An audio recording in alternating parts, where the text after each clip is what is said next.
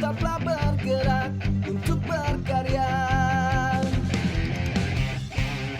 Jangan pernah merasa tak bisa sebelum mencoba dengan segala daya yang kita bisa.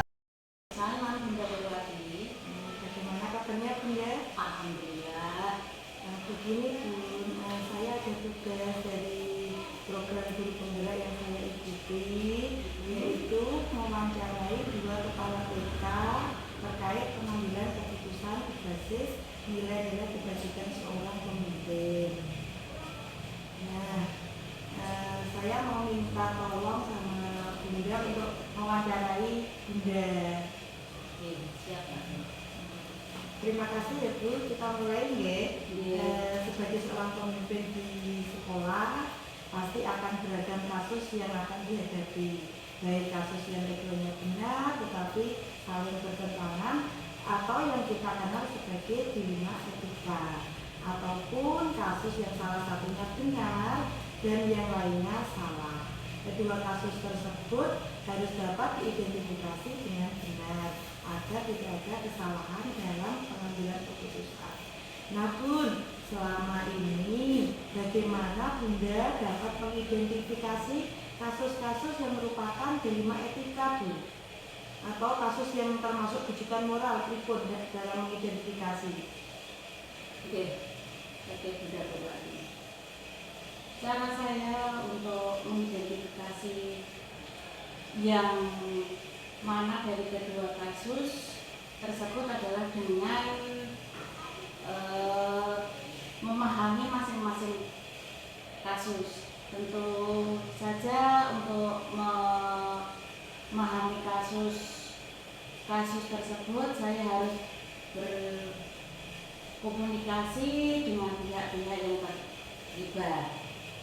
Setelah permasalahan sudah dipahami, maka saya perlu melakukan beberapa hal yang bisa memetakan apakah kasus tersebut merupakan rujukan moral ataukah dilema etika. Seperti itu. Untuk itu perlu dibuatkan daftar pertanyaan identifikasi kasus. Syarat sebuah kasus merupakan dilema etika jika kedua masalah yang berkaitan tersebut tidak melanggar hukum dan serta norma-norma yang berlaku dan menimbulkan ketidaknyamanan sosial. Selanjutnya, jika kasus yang diidentifikasi lolos dari syarat-syarat tersebut, maka dipastikan itu adalah kasus dilema etika. Dan sebaliknya, jika syarat-syarat di atas tidak terpenuhi, maka kasus tersebut adalah rujukan moral. Wah, hebat sekali ini, runtut ya penjelasannya. Bun, selanjutnya Bun, selama ini bagaimana Bunda menjalankan pengambilan keputusan di sekolah, terutama untuk kasus-kasus di mana ada dua kepentingan yang sama-sama benar atau sama-sama mengandung nilai kebajikan?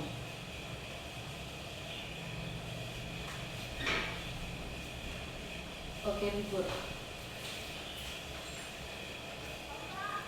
Untuk kasus dilema etika, saya akan mempertimbangkan kedua hal yang sama-sama benar.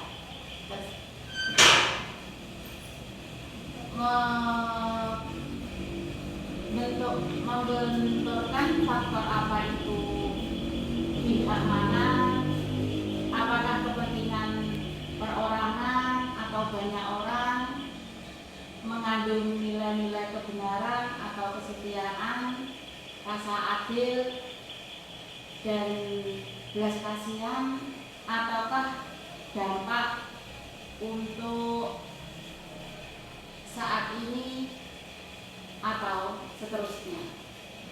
Itu nggih. Selanjutnya Bun, langkah-langkah atau prosedur seperti apa yang biasa Bunda lakukan selama ini dalam mengambil keputusan? Langkah yang saya ambil, suara hati dan nalar harus sejalan dan memiliki kebenaran yang paling kecil mudaratnya dan besar manfaatnya, dengan mempertimbangkan kepentingan peserta didik jika kasus itu berhubungan dengan peserta didik, berdasarkan pada prinsip-prinsip berpikir berbasis hasil akhir, berpikir berbasis peraturan, dan berpikir berbasis rasa peduli. Tahap berikutnya melakukan investigasi dengan memeriksa kembali fakta-fakta yang ditemukan peluang, lalu membuat keputusan, lalu keputusan itu ditinjau kembali hingga keyakinan kebenaran itu, dan insya Allah bimbingan Allah keputusan yang kita ambil adalah keputusan yang bertanggung jawab. Tepat sekali. Bun, seterusnya Bun, hal-hal apa saja yang selama ini Bunda anggap efektif dalam mengambil keputusan? Ada kasus-kasus dari etika tadi Bun. Dalam kasus pengembangan keputusan dengan dilema etika, hal efektif yang perlu dilaksanakan adalah dengan menyederhanakan pokok permasalahan dan membangun kebijaksanaan. Masih pertanyaan berikutnya Bun, hal-hal apa saja yang selama ini merupakan tantangan dalam pengambilan keputusan pada kasus-kasus dilema etika?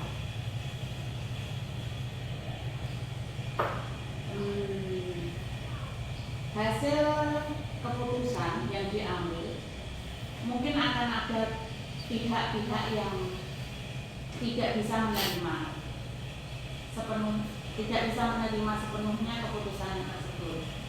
Proses untuk dapat memahamkan sebagian orang untuk ikhlas menerima dan menjalankan keputusan menjadi sebuah tantangan, serta untuk tetap istiqomah dalam menjalankan keputusan yang sudah disepakati. Nanti tantangannya itu mungkin ada beberapa pihak yang belum ikhlas. Bunda merasa tantangannya itu ya membuat orang tersebut bisa menerima, ikhlas dalam menerima keputusan yang sudah disepakati itu ya. Selanjutnya Bun, apakah Bunda memiliki sebuah tata kelola atau jadwal tertentu dalam sebuah penyelesaian kasus dilema etika? Apakah Bunda langsung menyelesaikan di tempat atau memiliki sebuah jadwal untuk menyelesaikannya? Bentuk atau prosedur seperti apa yang Bunda jalankan selama ini? Tidak ada jadwal tertentu dalam menyelesaikan sebuah kasus ya Bun. Prioritas kasus mana yang perlu diselesaikan secepatnya tergantung dari jenis kasus dan pentingnya kasus tersebut diselesaikan secepatnya agar tercipta lingkungan sekolah yang sehat, kondusif, dan semua warga sekolah nyaman. Berarti tidak ada jadwal khusus ya. Jadi kita Bunda melihat mana yang lebih prioritas. Yang pertama, yang utama dulu yang harus diselesaikan. Seperti itu nggih. Adakah seorang atau faktor-faktor apa yang selama ini mempermudah atau membantu Bunda dalam mengambil keputusan dari kasus dilema etika? Ada yang membantu dalam menyelesaikan seperti itu?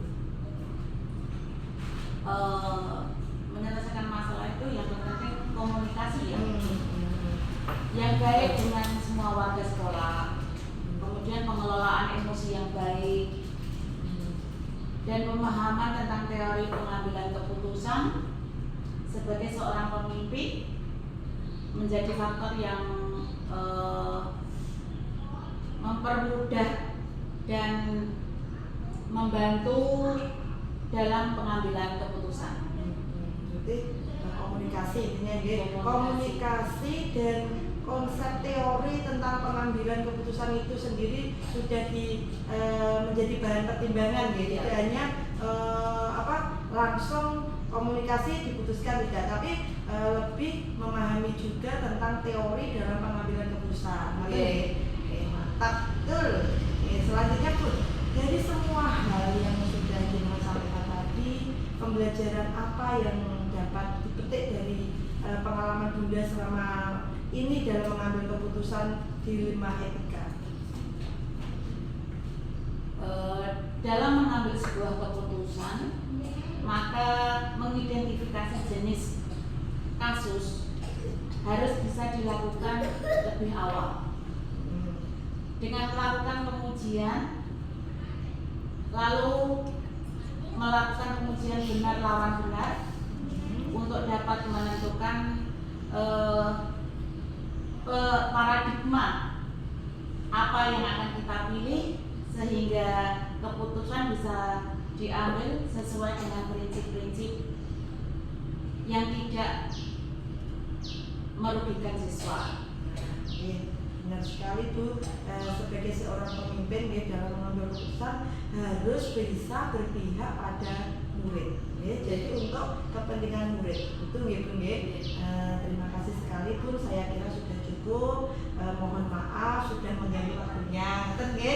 Terima kasih sekali, semoga Bunda bisa dalam memimpin sekolah bisa menjadikan pemimpin yang mampu dalam mengambil setiap keputusan itu bisa berpihak pada murid untuk kepentingan murid dan tidak ada yang dirugikan seperti itu murid. Terima kasih sekali. Assalamualaikum warahmatullahi wabarakatuh. Waalaikumsalam warahmatullahi wabarakatuh. Sukses selalu Bu. Amin. Terima kasih. Bunda, mohon maaf ya, sehubungan dengan tugas dari program calon guru penggerak, saya ada tugas untuk wawancara dengan kepala sekolah, 2-3 kepala sekolah. Salah satunya yaitu kepala sekolahnya sendiri. Jadi hari ini mohon maaf, minta waktunya sebentar untuk bertanya-tanya Ibu. Ya Mbak Pur, monggo. Apa yang bisa saya bantu? Terima kasih Bunda. Begini Bun, saya akan wawancara Bunda terkait dengan pengambilan keputusan sesuai nilai-nilai kebajikan seorang pemimpin. Oh, seperti itu. Ya. Apa yang Mbak Pur ingin tanyakan? Oke, terima kasih. Begini Bun, selama ini kan banyak ya Bun kasus-kasus atau masalah yang ada di sekolah kita, baik itu berkaitan dengan murid secara langsung ataupun berasal dari guru-guru itu sendiri yang berakibat pada sekolah. Mungkin termasuk saya juga pernah membawa masalah. Nah Bun, bagaimana Bunda dapat mengidentifikasi kasus-kasus yang merupakan dilema etika atau bujukan moral? Oh, itu Mbak Pur, begini. Kasus dilema etika biasanya cenderung muncul karena adanya kepentingan yang tidak sama di antara unsur-unsur yang ada di sekolah, yang kemudian menjadi isu dan bahan diskusi serta pembicaraan di antara unsur sekolah. Nah, kemudian hal tersebut menjadi bahan dan referensi untuk dibicarakan di tingkat sekolah atau disampaikan ke kepala sekolah. Saya dalam menyikapi hal tersebut akan melakukan klarifikasi dan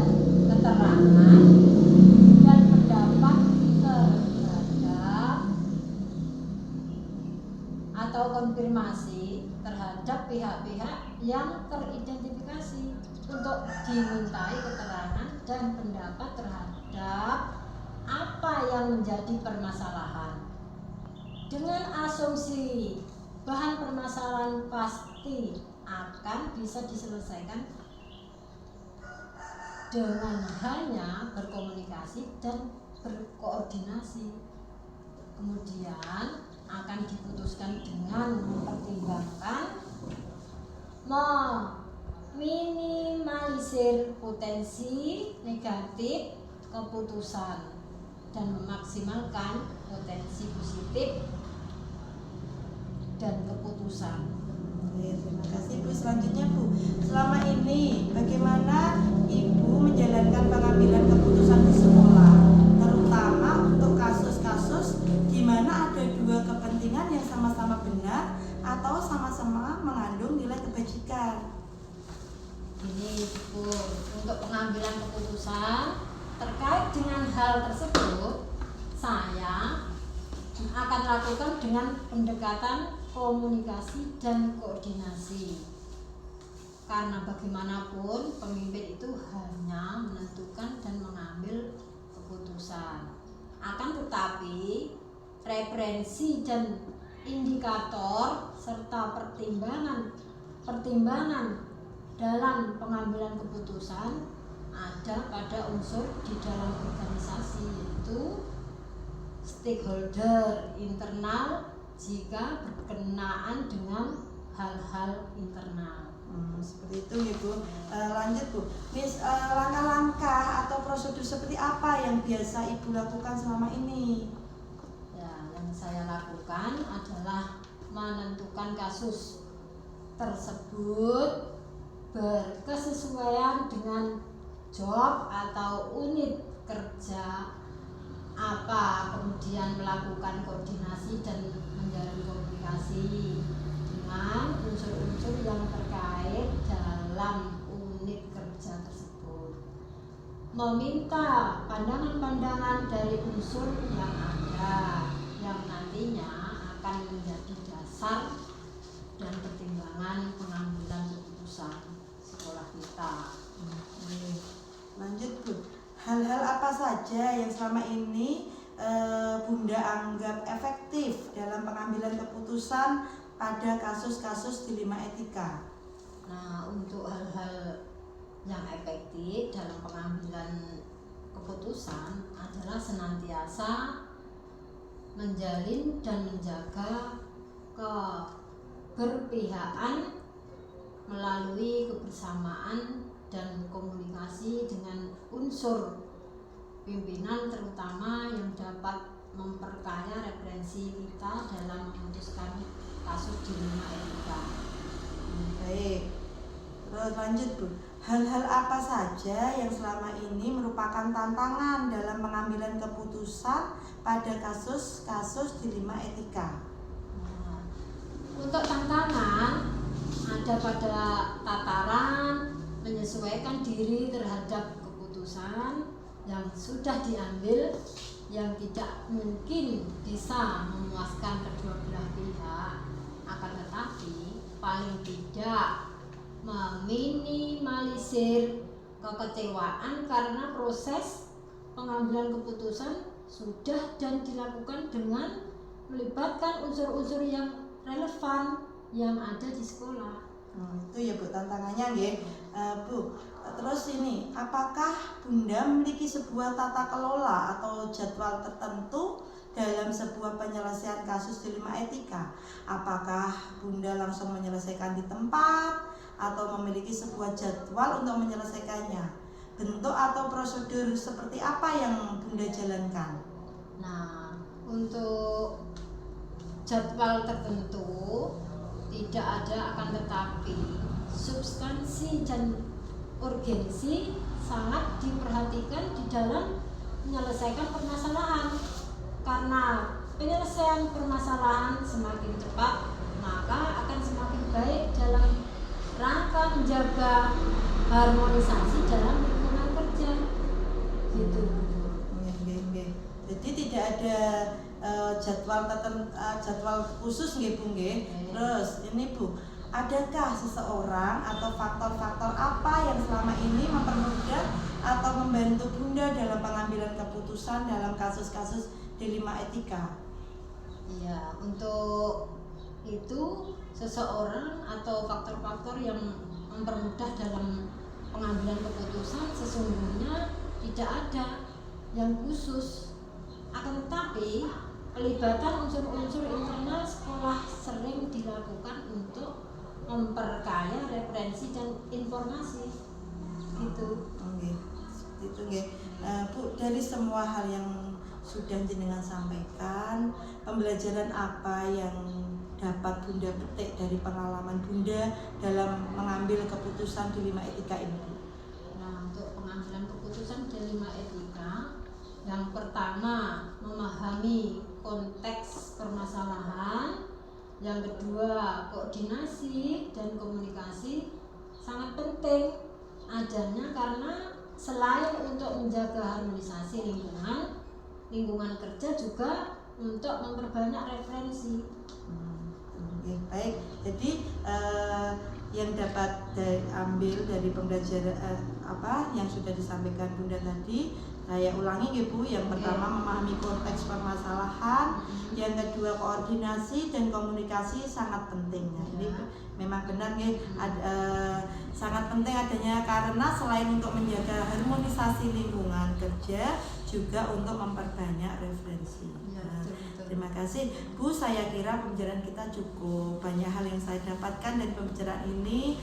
Yang intinya dalam mengambil keputusan menurut Buyer, kita harus memahami konteks permasalahan, kemudian komunikasi itu sangat penting untuk mengambil keputusan itu. Ngoten nggih Bu nggih? Terima kasih Bu atas waktunya. Semoga ke depan sekolah kita semakin sukses, Ibu makin sukses dalam memimpin sekolah. Amin. Dan dalam mengambil keputusan tidak ada yang dirugikan, semuanya itu untuk kepentingan anak-anak didik kita. Ngoten nggih Bu nggih? Sekali lagi terima kasih. Assalamualaikum warahmatullahi wabarakatuh. Waalaikumsalam warahmatullahi wabarakatuh.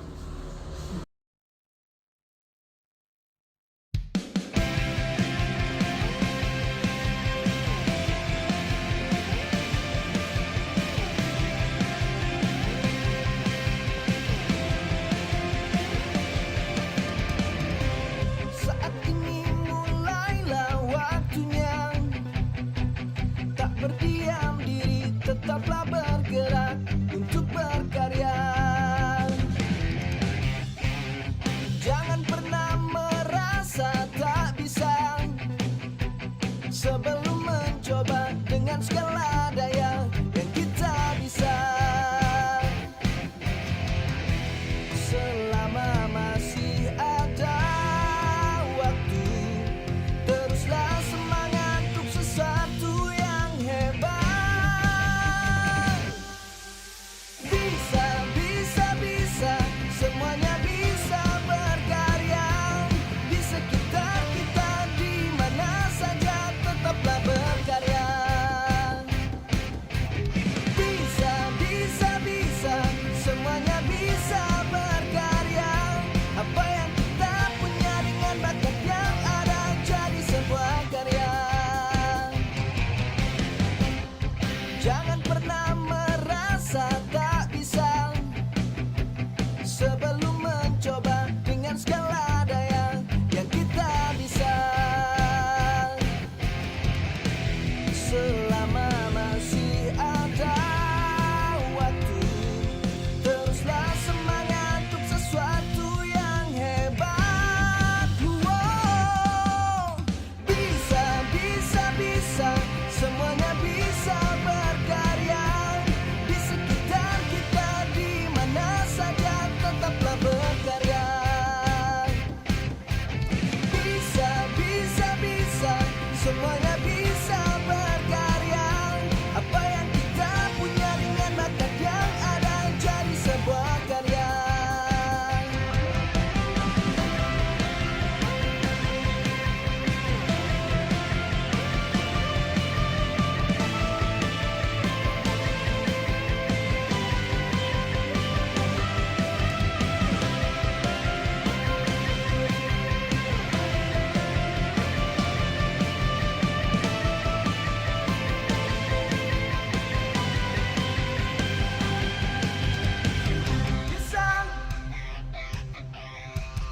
bisa